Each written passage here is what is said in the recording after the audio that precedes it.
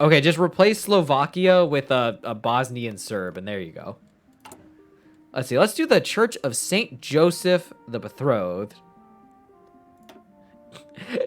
See, if one guy just didn't turn the wrong street, he would be fine. I am helping Democratic Spain. I am. We're helping the Kingdom of Spain because they're going to ally Germany, and that helps me at the end of the day, because we're going to be allying with Germany. Legalize Austrian. No discussions on syndicalism in Lithuania can pass without the mention of Austrian and the Society of the Socialist Students, which bears the same name as the journal. Organized or originally founded in 1910, it was by far the most left-wing of all Lithuanian nationalist societies in the last years of the Tsarist period. Even before the Weltkrieg, it translates the works of Benoit Malon and Pyotr Kropotkin, and declared itself to be individualist socialists, idealizing a society of free communes, liberty, and religious freedom. In 1923, after several issues where it openly advocated in favor of the fresh communard system, Austrian was banned and the society of students which organized around it moved underground, where they continued issuing periodicals and radicalized further. Though a movement of poets and intellectuals at its core, it has occasionally participated in acts of terror such as bombings, assassination attempts, and clashes with the police, swiftly turning it into a boogeyman for the Lithuanian right. It is also no secret that many members of the Social Democratic Party are acquainted with the movement, either by attending their secret meetings or reading their banned literature. Thus, it is unsurprising that one of their goals is to lift the ban and put an end to years of their terrorism. We can legalize it if they dissociate from socialism or syndicalism, or legalize them now. We're just gonna do the dissociate from syndicalism one. Want a cool fact? All right, we are a channel here of cool facts. Go and shoot your cool fact into our knowledge brains. Next up, we are going to do the status of the Bund. The Bund is an association of trade unions formed by Jewish minority in our country. While the Bund is allied to the LSDP, more radical elements within the party criticize them for their strong attachment to the religion and ethnicity, wanting to form a national trade union congress in order to erode the power of the Bund. About to colonize Tonga and what other country in South America. Really? Actually, wait, I think I heard about that. Where was it? I want to say it was Paraguay. There's like a small community of like Baltic peoples. I want to say it was in Paraguay. Is it not? Ugh.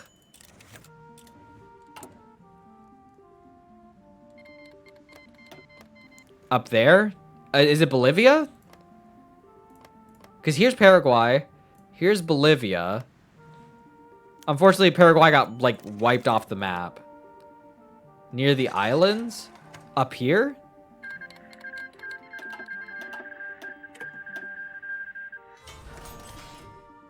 Was it like Trinidad and Tobago or something? Oh, give me a second. The Ottomans are currently imploding.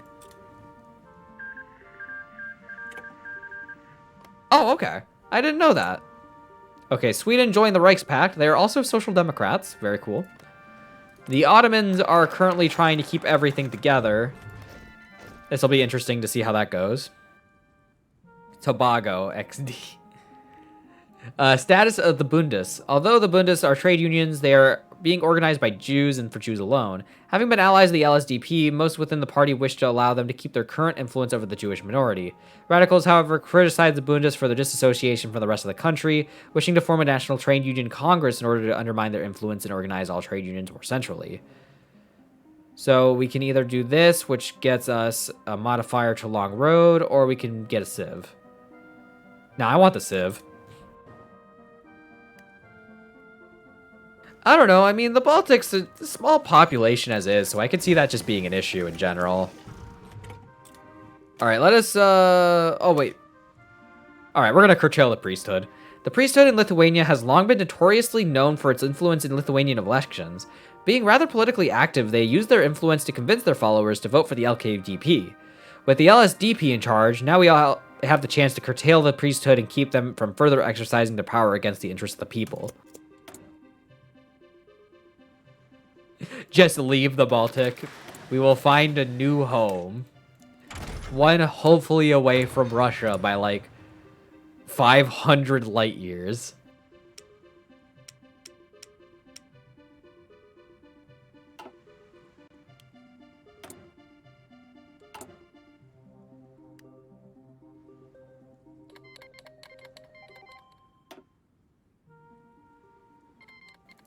Okay, the Iranians just declared war on the Ottomans. Bloody business. Ah. Yeah, I definitely need to upgrade my military so I can at least get some more command power. It is 39, though, so war is about to start. We are definitely not ready for war, but I will have a bunch of cavalry, so it'll be funny. Speaking of which, battle in the streets. Oh my god, that just destroyed some Sith factories in my infrastructure.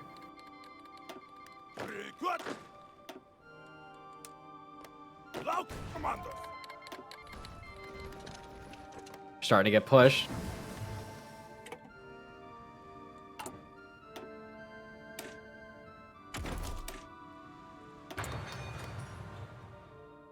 All right, so Azerbaijan and the Ottomans are fighting just about everyone right now.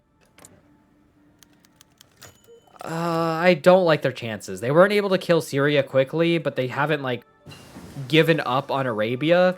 I think the best bet is, like, taking a bit of the north of Syria and, like, setting up a line.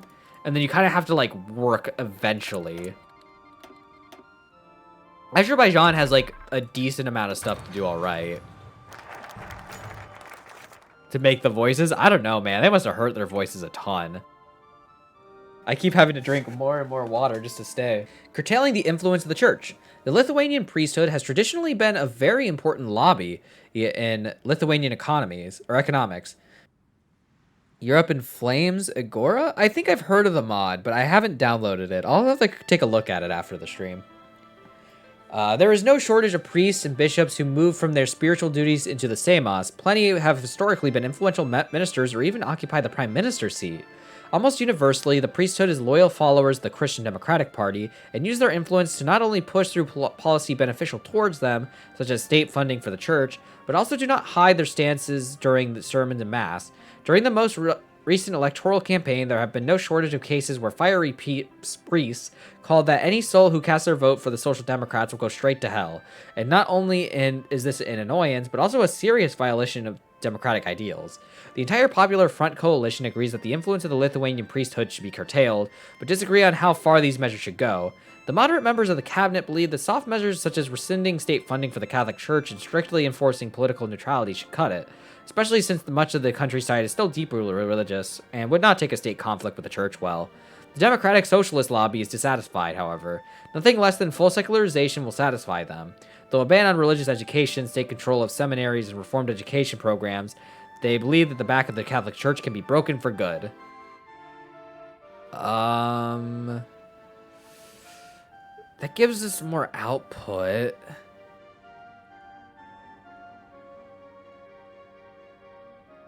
Yeah, we're gonna just kick the church out. Get out of my country. No more church. Restoring the Church of St. Joseph the Betrothed. Upon his daily walks throughout the city of Vilnius, the king saw an old rundown church. At first he thought nothing of it, as unfortunately Vilnius is an old city with the effects of Black Monday affecting its citizens, a site like this isn't out of the place. It wasn't until he started inquiring on the building when he learned of its history.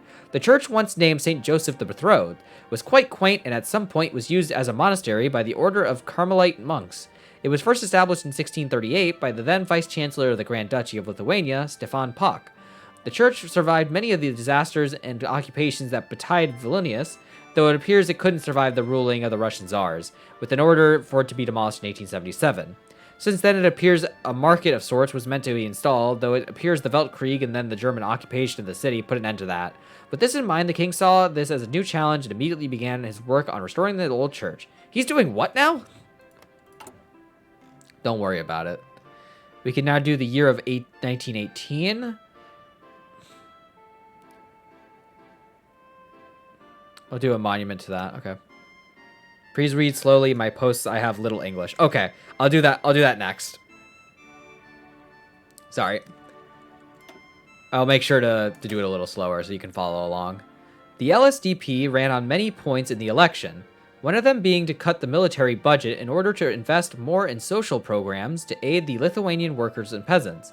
While the radicals demand drastic cuts for the military due to the army's hostility towards syndicalist elements, the more moderate coalition members would prefer to cut just enough to fund social programs. We get Gets event, military cuts, debates, and we get some decisions. We'll hit the start there. Wait, we're gonna get more cool facts? I love cool facts. I like how this says Minsk. The petition. Though many are elated that the king is restoring the old church, many are concerned with the direction he may take with it. The church itself features your usual features in a Catholic church, though with a Lithuanian influence, with its use of unquiet Lithuanian cross design. A petition has been forwarded to the king to ensure he keeps this design and not add upon it. The king did wish to add a Bavarian flair to the church and do away with these near-pagan crosses on the church, as such a thing wouldn't occur in Germany. Torn between what the people expect and what designs he has already laid out, the king must decide on the church design. For the people or nah? Well, I guess we'll keep the design. We'll get the stability. New factory, or new thing we can work on. Part of me kind of wants to work on, like, forts so I can protect the country. But on the other hand, I really want to believe that will hold. I'm going to build some anti-air, just in case.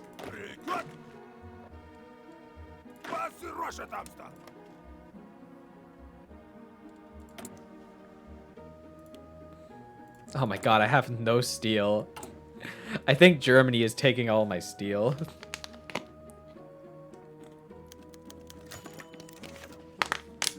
And the nationalists keep bombing my stuff.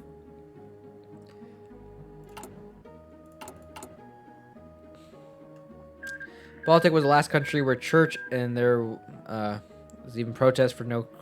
They got us anyways. Latvia... Oh, Latvia and Riga was the first Christmas tree? Well, that's cool. I remember hearing it was a pagan tradition. I just didn't know, like, where specifically. I always assumed it was, like, a pretty early one from over here. I didn't realize it was up here. A mixed reception. Following the recommendations highlighted in the city's petition, the turnout for its grand opening has been far from great. It appears the petition only represented the Lithuanian community within Vilnius, which has slowly begun to grow since 1918, but is still the smallest minority in the city. Oh, I fucked up. Poles, Belarusians, and other communities appear to show little interest in the event, though Bundes representative was present to be the surprise of many. The design of the church itself completely restored the church to its original humble form, though with modern comforts adding like power and plumbing. A small plaque was placed at the front of the church with its brief history explained as a reminder to rule under the Russian Tsar. The complexity of Vilnius is mind-boggling. We get plus 2%. Oh, we're just playing Kaiserreich. We're playing the Kaiserreich mod. This isn't Kaiser Redux. This is just regular Kaiserreich.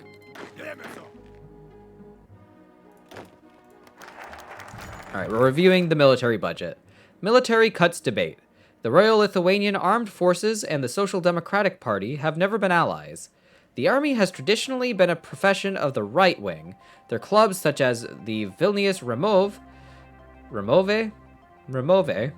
Vilnius Officers Club, openly declared socialism to be a hydra that needed to be fought.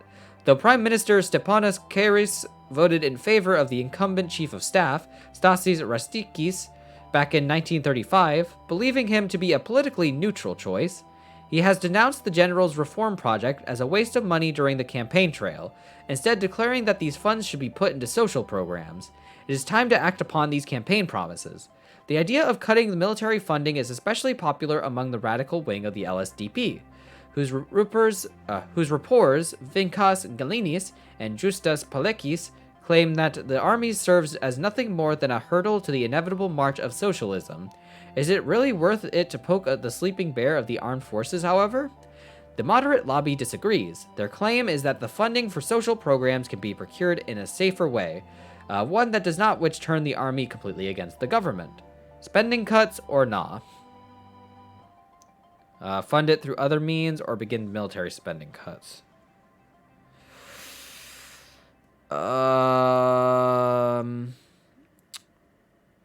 see. That gives us better factory output, but our divisions lose organization.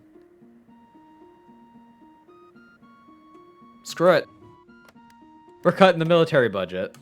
And we will now increase social spending.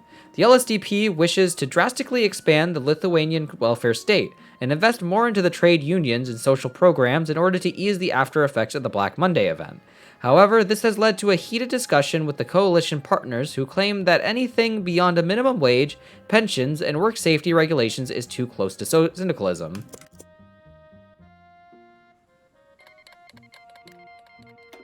North KP?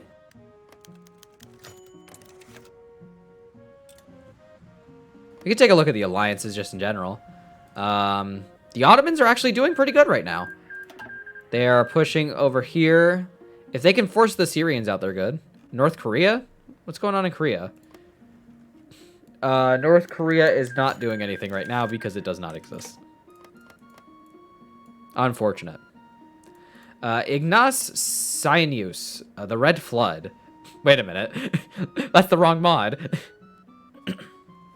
Ignace Sienius, Lithuania's most famous impressionist writer, has recently published a new book, The Red Flood, that has just breached Lithuania's prison in literary obscurity. Much like his famous Kuprelis, The Red Flood is a gripping impressionist tale about a love story between two young individuals in a divided country. But what is most interesting is the setting of the story. The novel takes place in an alternate timeline where the Brusilov offensive was successful and knocked Austria-Hungary out of the Weltkrieg in 1916. This leads to a chain of events that results in an Entente victory. Germany is engulfed by revolution and becomes a syndicalist state, while Russia experiences a coup led by Kolchak, supported by the Black Hundreds, and becomes a totalitarian ultranationalist dictatorship. Europe is soon embroiled in war once more, and Lithuania becomes a front line, a bloodbath between the Germans and Russians, where even the strongest men perish and die in minutes. The end of the novel hints at a possible Russian breakthrough, as well as a naval invasion by the still extant British Empire. The book has been criticized for the horrid descriptions of cruelty and war crimes, but Sienius defends the tale, saying that something like this could have happened in another universe. Is he trying to make that universe as bad as possible? What's up, Unknown? Do you know how many countries had plus, like, Sweden? I don't. Oh, shoot. Ukrainian DBDG Gaming, thank you for the follow. Or DBD Gaming. Thank you for the follow. How's it going? Welcome to the stream.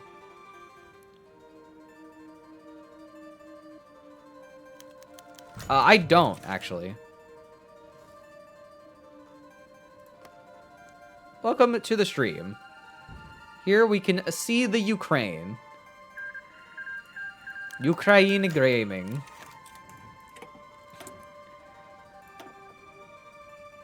Get that soft attack. There's 6.5? No, don't worry. We're teaming with the Reichspakt this game. And as long as they stay in the Reichspakt, we will be with them.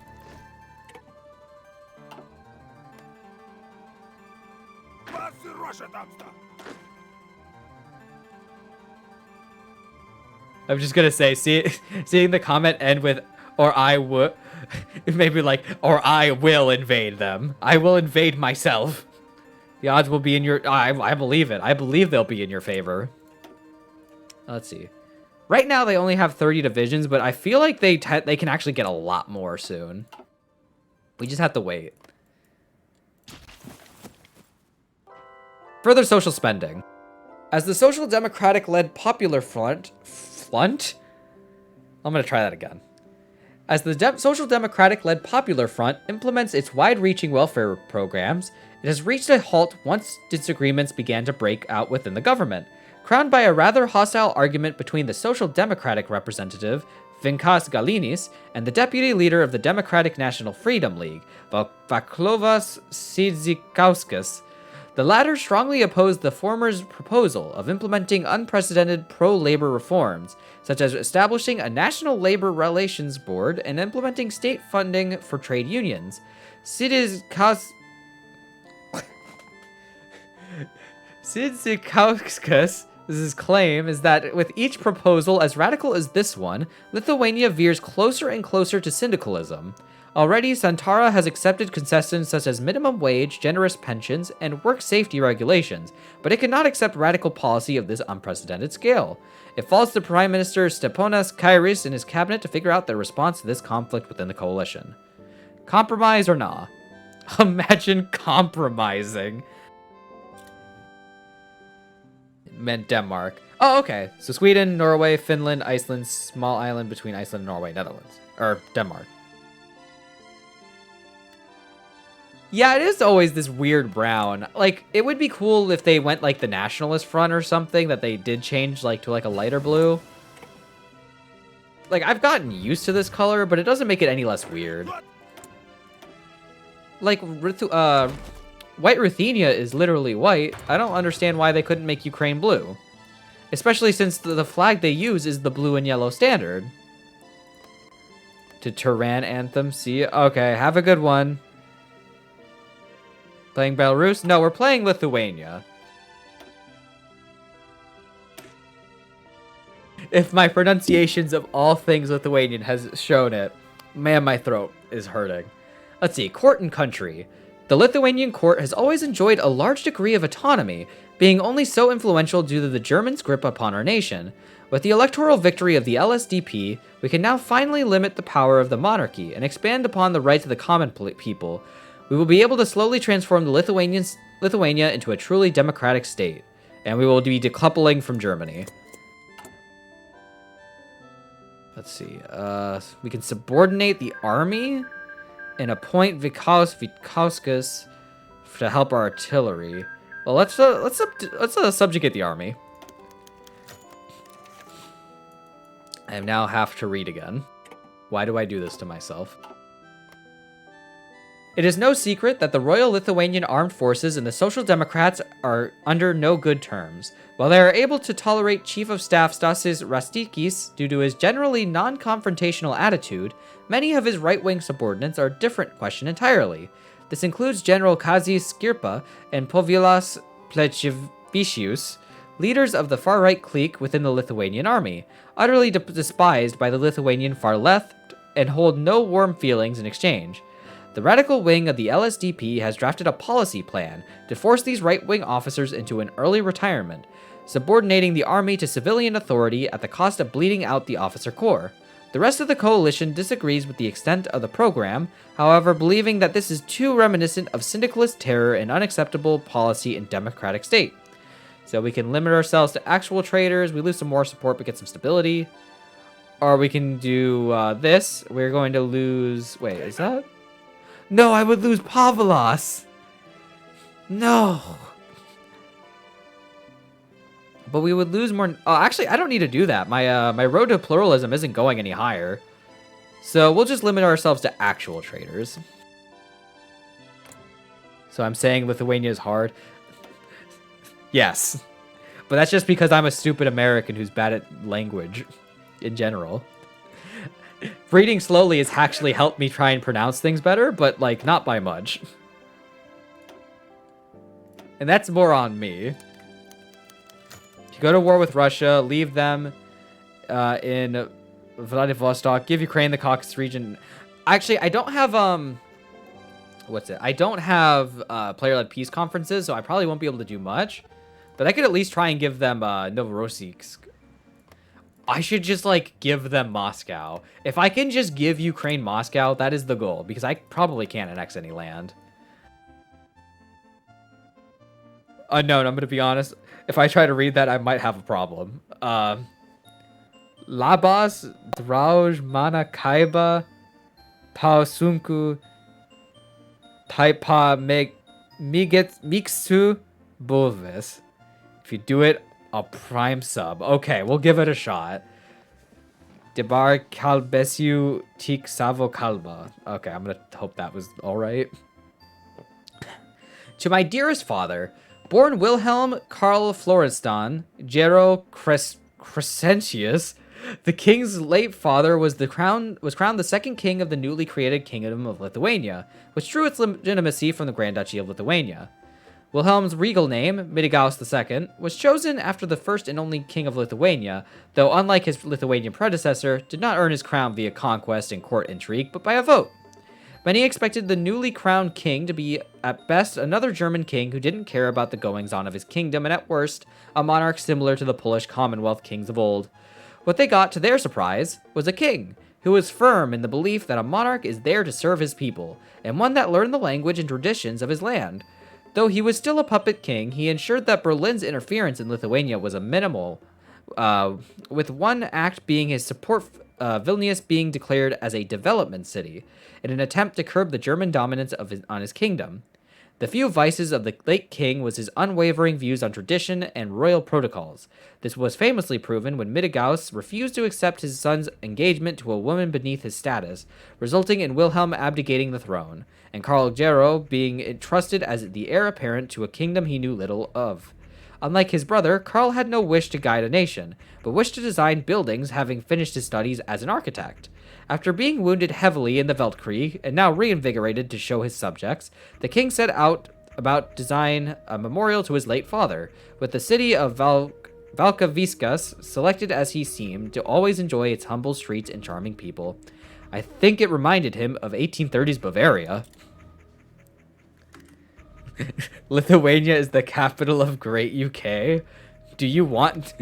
I mean, it's probably better than London. Any wars yet? There's been wars all over the place. In fact, I'm still over here in the Spanish Civil War. We had pushed them all the way back to this river, but they're starting to push back out.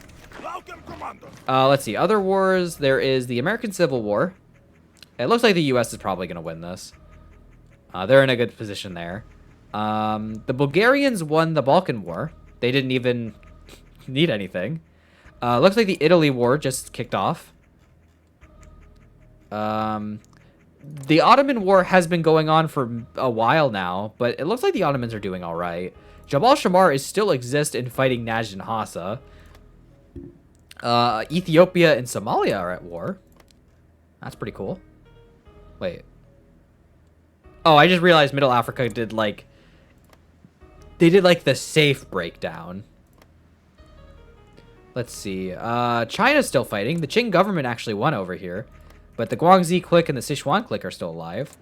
Feng Shan is at war with China. The Japanese aren't at war with anybody yet.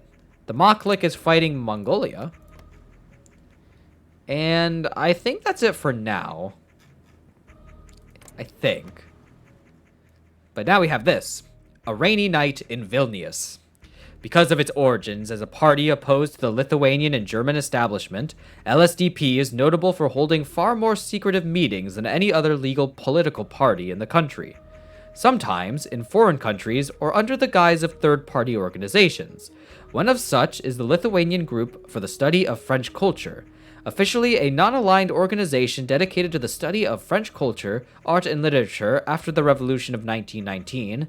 It is believed to be a method for the spread of international influence in Lithuanian left-wing circles. With the LSDP seemingly turning towards radicalism, the Lithuanian Secretive Services, in cooperation with their German peers, have finally chosen to act. Through secret channels, they have recruited Vistausis Messernis to investigate the group and collect information on the future plans of the party. Equipped with forged documentation of his membership in the Social Democratic Party and a faint, seemingly confident smile, the young poet turned spy heads through the rainy streets of Vilnius to come across the headquarters of the group in Vokiechii Street. Everything seems correct. You may pass. Imagine the German Empire attacks some small country, and that small country just protect all and invades Germany and becomes Republic of Luxembourg. So what you're telling me is that Luxembourg doesn't know you? I would need like one of those like expanded national focus tree mods, where I get like a bunch of manpower. Consideration: the memorial design and construction are currently proceeding without a hitch. The locals seem to marvel at the spectacle that has come to their city, with people from all over the kingdom moving to the city to work on the project and others attempt to benefit from the attention it has been getting. Though the sudden influx of people is beginning to strain the city's infrastructure due to its lack of sanitation and electoral infrastructure, which could hamper the completion of the time of the memorial. In an audience with the mayor of Valkaviskas, he has requested of the king further funding to accommodate this sudden boom of population. Though the benefits of this funding would result in the expansion of Valkaviskas and the steady growth of jobs, it would have the king going over several heads of government, which goes against the supposed natural order of things and could cause a stir with the LSDP and the current head of state opposed to the king requesting such funding be made available, which is a drawn-out process. Let's do it. I'm going to use my political power to do that.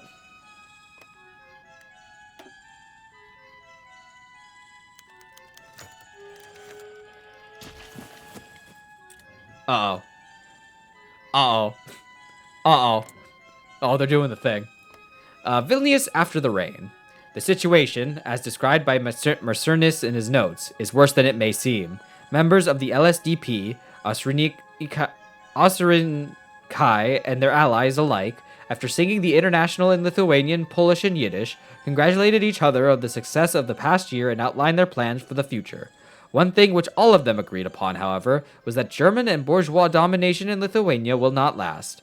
According to the two keynote speakers, Justis Palekis and Vikas Galinis, the inevitable war between the Reichspakt and International will be the perfect opportunity to lay down the step towards a proletarian syndicalist revolution.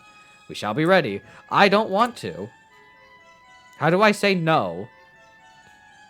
I did not agree to this. I apparently need to demobilize. Yeah, we might have a severe problem.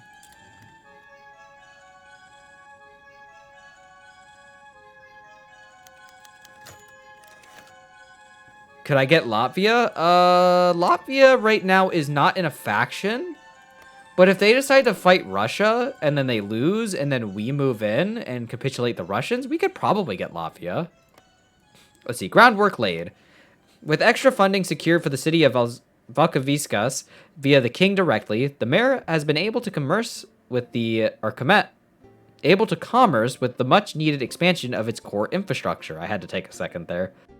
This has drawn more people to the city from the countryside due to the growing need for unskilled labor being required in the city. A large crowd of people flocked to the unveiling ceremony of the king's memorial to his late father. In a future sign of respect to the city, the plaque commissioned to the memorial was also written in Belarusian, German, and Lithuanian alike, to allow a majority of the local population to understand its meaning. During the ceremony itself, the rural population believed the memorial and the ceremony to be the commemoration of a saint, and began to kneel in prayer to the bemusement of those around them. It wasn't until a local interpreter and several local priests informed them that it wasn't for a saint, but for the king's late father. The mayor, in his speech, stated that the memorial represented two things: the great deeds done by the old king, and secondly, the rebirth of the city by deeds of the new one. Further to this, he stated that the people of Valkaviskas shouldn't look to Minsk as their ancestral capital, but to Vilnius as Litvins, not Belarusians. The last comment was met with several murmurs in the crowd till the laborers of the city began cheering in unison, drowning out those concerned by the mayor's Litvin remarks. After the ceremony, it appears the memorial was given a tongue-in-cheek nickname due to the actions taken by the rural population, with it known as Sviati William, Saint Wilhelm, with the king also finding the mirth in the comment. Litvin or Litvak? Are we not all Lithuanians? Okay, fun fact. What is the fun fact? Actually, wait. What are my troops doing?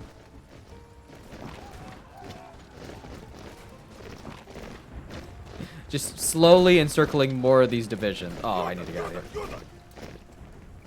Never mind. We did not encircle those divisions. I feel like the Carlists might actually win this.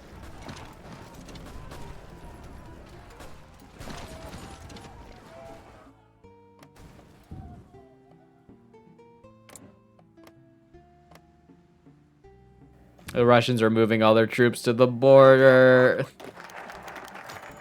Lithuania decouples from Germany. Though taxing economic and political reforms after the Black Monday disaster, the state of Lithuania has achieved a degree of economic and political autonomy. While this is far from actual independence, for the first time in its history, under the Reichspakt, the Lithuanian nation can honestly declare itself an autonomous government. If this is indeed true or not remains subject to debate. Lithuania will still be reliant on the German country for economic ties and will no doubt contribute to the defense of the Reichspakt in some way. Yet this is perhaps a sign of waning strength of the German Empire in the East. Sick me! We get political power, some stability, and we are now an autonomous Ostend, I guess? I don't know what's different about that. We're almost free.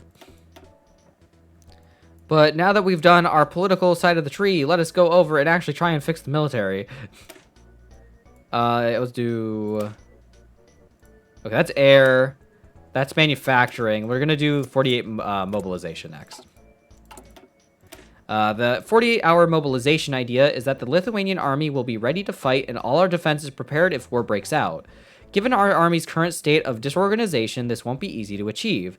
We will begin war games and training exercises to ensure that the Lithuanian army will soon achieve mobilization rapidly. We very much need that because war is coming. Okay, next we're going to do the King's Model Town. Suwałki. This small town has been selected by the king to be the prototype for his model town. Some say that the king is overstepping his role as a king with this project and believe the funds could be spent elsewhere. Time will tell. We can now appoint Vinkas Vitauskis. He is sympathetic to us. I will appoint him. I am also going to do counterinsurgency raids. The king wishes to address the nation.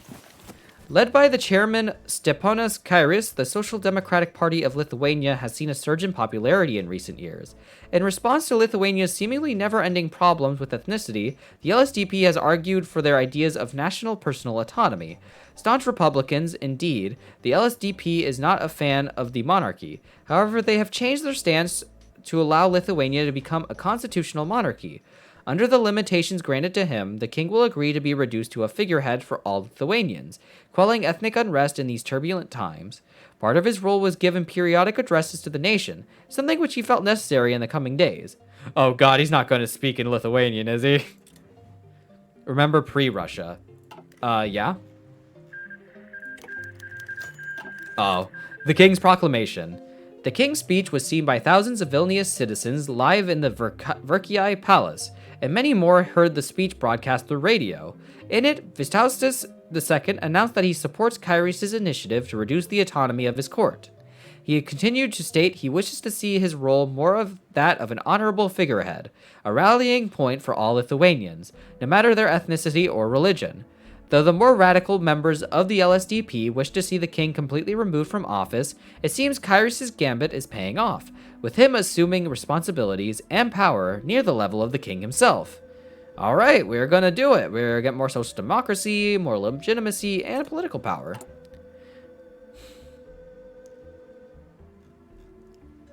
Oh yeah, when the Mongols come in and it forces everybody to go this way? Or is that even before that you're thinking of?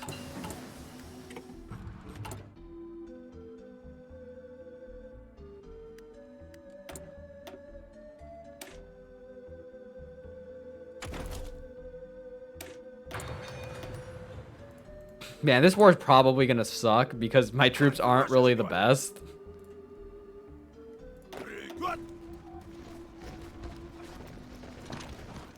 Wait, they're retreating.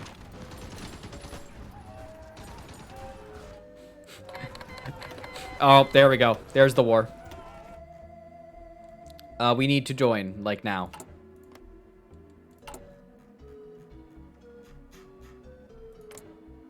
Join war. Go. Alright, we are in the war. I need to teleport the general back over here. Alright. Wait, I need a defensive general.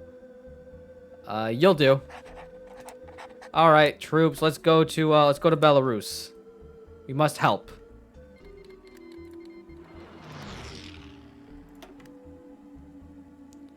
Yeah, I remember hearing that. I don't know if it was like the early 1900s or like the late 1800s, but like the last Prussian speakers died, and it was like, just like, damn.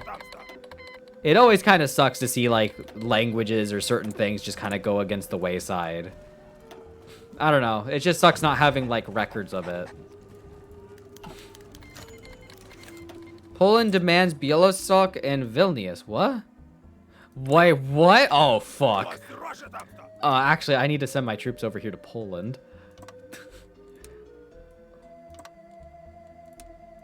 Poland has sent an ultimatum to return their territory or they will take it by force. Their ability to make good on those threats remains uncertain, but we cannot ignore the threat. No, I'm gonna say never. How dare? How dare they? I'm about to beat up the Poles instead. Okay. That's not good. My troops are trying to get over here in time, but I don't know if we're gonna be able to do everything that I would like to. We're definitely gonna be fighting this at a disadvantage.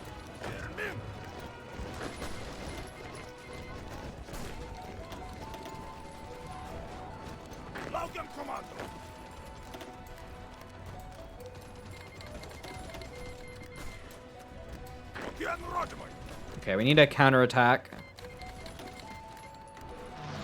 The great Lithuanian cavalry charge is starting.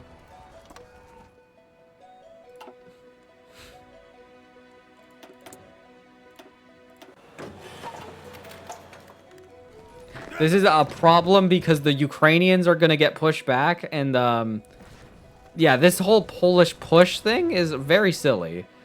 They have a lot of divisions, though. So this is definitely going to be a bit of a problem. I didn't even realize the war started over there.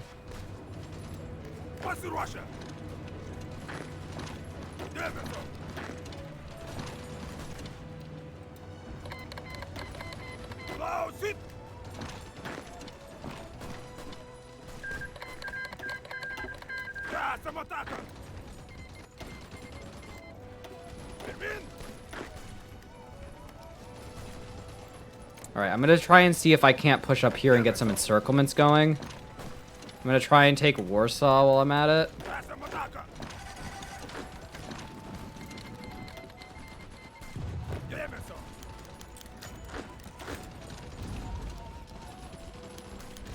A coup in Vilnius? Uh-oh.